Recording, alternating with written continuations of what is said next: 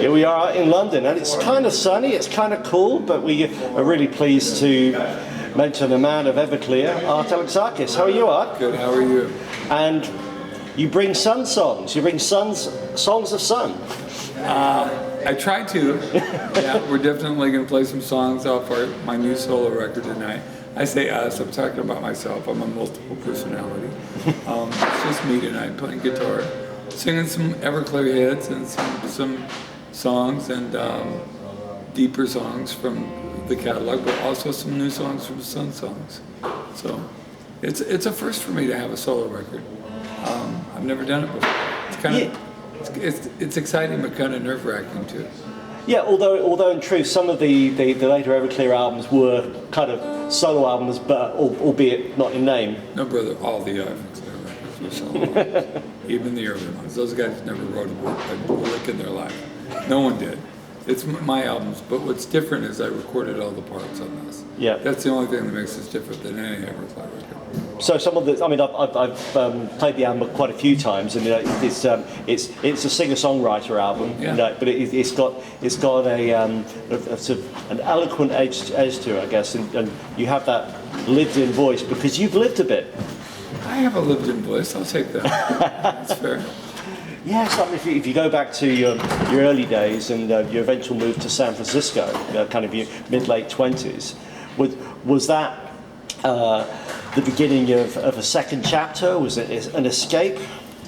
Yeah, I think it was really the first chapter. I mean, I had a band in LA that was my own band called Shake and Brave, but it was impossible in the mid to late 80s to get gigs for any kind of music that wasn't hair metal butt rock. Seriously. Yeah. It was all pay to play. You had to pay to get shows. So we had moved to San Francisco where we could get shows, and I started a couple of different bands. One was really heavy sounding, it sounded like Big Black, called Killjoy Combo.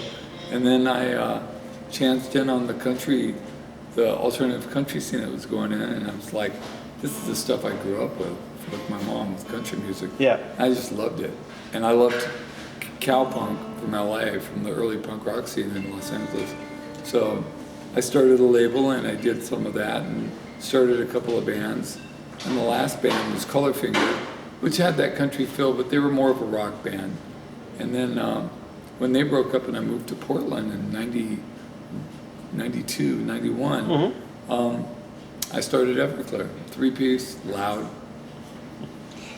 So did you feel you were following a trend that had been blazed by the other bands from the Northwest? No, I felt it was a natural progression. I mean, when I moved up there, we were a lot more punk rock than a lot of the bands. We had short hair, not long hair, and we were doing things a little I mean, it was aggressive and it had the swagger to it, but it wasn't like a lot of those bands. There was no big guitar leads. It was very minimal, more punk rock ethic for sure. So you're a country punk at heart, because I remember reading that you saw the Pistols. I did. I don't say I'm a country punk at heart. I'm a punk at heart for sure. I saw the Pistols in '78 when I was 16. Was that in San Francisco? Or? Yeah, the last show. Wow. Wonderland. Yeah, it was horrible. They were horrible. It was just a horrible show. But yeah, people want to romanticize it. It just wasn't great. I'll tell you, it was good. It was the Dills and the Avengers. They were great, and I was excited to just be a part of it. So that inspired you to think, hey, I could do that. I could do better. Yeah, yes. That's funny you should say that. I've always been inspired by both really good bands, like I want to do that. First time I heard the Pixies, I want to be like that. I don't want to be like that, but they're doing something that's unique. I want to do something that's my own thing, as good as that, but different. And then I get inspired by bad bands. Man, they suck. Why do they have a show and I don't? We got signed in '94. Our first album on major, the Sparkle and Fade with Santa Monica, came out in '95, and it went platinum in '96. I don't want to say I wasn't surprised, but You know, I didn't really pay attention to it. I was so driven, I just put the blinders on, and people would be like, oh, this is great. Oh, great, okay. I'm still going, I'm still climbing the hill. I'm gonna keep climbing hills till I run out of hills. And you never run out of hills. And yeah, just when you think you have, then you have maybe New hill. New hill informed by personal tragedy or by personal experience. Yeah, it happens. Yeah. Happens to the best of us. You know as well as I do, as we get older, everybody knows someone who has something. Yep, Some sort of that's disease, right. some sort of sickness, or someone who's died. The older you get, people start dying on you. It just happens. And I'm not immune from that. I found out 3 years ago that I had multiple sclerosis. And it knocked me for a loop at first, but I got back up and I've been going ever since. I'm doing everything in my power to feel better, and I think I'm doing it. But if I remember reading about that event when you got that shocking news, there was this perspective that actually you may have had symptoms for quite a while, you'd just been unaware of it. Oh, I did. I absolutely did. No, they told me I had had it for 20 years or more. Really? It might have been more like 30 or 40 years. I mean, I can remember having really bad vertigo and balance issues going back into the 80s after a really bad drug overdose. So that might have been what brought on the MS. They don't know what does it, but they know like it's usually some sort of physical thing like a virus or something that brings it on. So, you know, who knows what it was or how long I had it. As you get older, things get harder. So when I was able to carry it on my back for all those years, not knowing about it, when I found out about it, who knows, maybe that's when it became harder. So coming right up to present, you have this new bonafide solo album with your name on it. I mean, certainly you're the same writer, you're the same singer, but the material, does it come across, for me it comes across as being very personal, but for you, do you feel like you're opening up more as a writer? Yeah, yes and no. I mean, it's nice. What's really different about this record that might sound more intimate to you is my vocals are right up front. Whereas in Everclear, I would hide them behind the big guitars. So, but I'm still writing. I think there's more sense of humor, there's more compassion in my lyrics, but at the same time for not just the world around me or other people, but for myself as well. But I don't, you know, I have always written from the first person, and people always assume all my stuff is personal and autobiographical. In this case, in this record, it's about the same as every record. It's about a third of the songs are. A third of the songs are amalgams from my life, and then the other third is just songs and I write, just stories I make up. Yeah, because I'm looking at the song titles of the album, and it's not kind of your typical car. It's not Cars and Guns. I mean, it's Yeah, a seat at the table. I mean, there's this right off the bat you can tell it's really personal.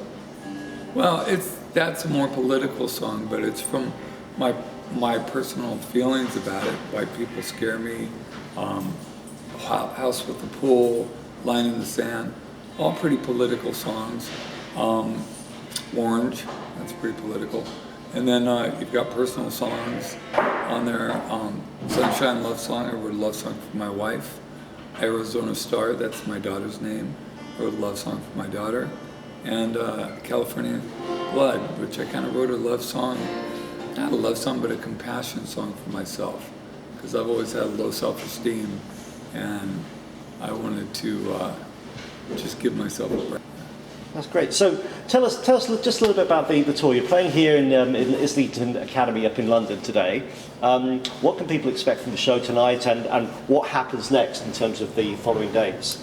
Well, you can expect me with an acoustic guitar playing Everclear songs, and I'll play the hits, and I'll play some fan favorites. If you if people have a chance to Twitter me, I've already got a couple of requests, which I'll play tonight. I'll play those, but I'm also playing about 3 or 4 songs off of Sunsongs as well.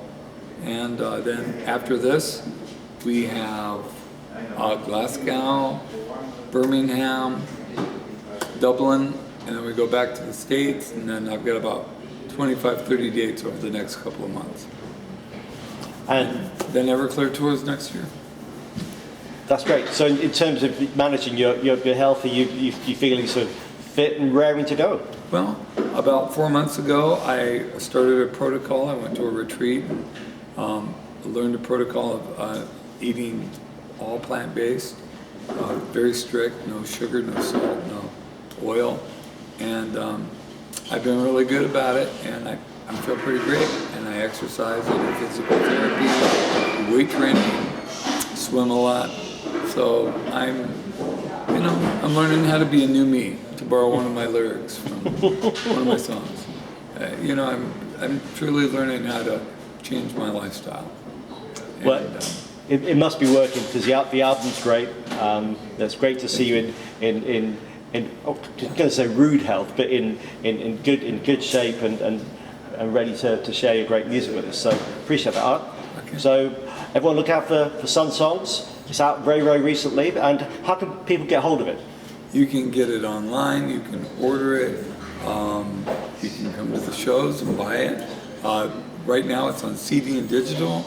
On the 21st of November, vinyl will be available. You can go to our website, everclearmusic.com, and there'll be links on how to buy it. Alexakis, it's been an absolute pleasure talking to you, and we'll enjoy the show tonight. Thanks again. Bye-bye.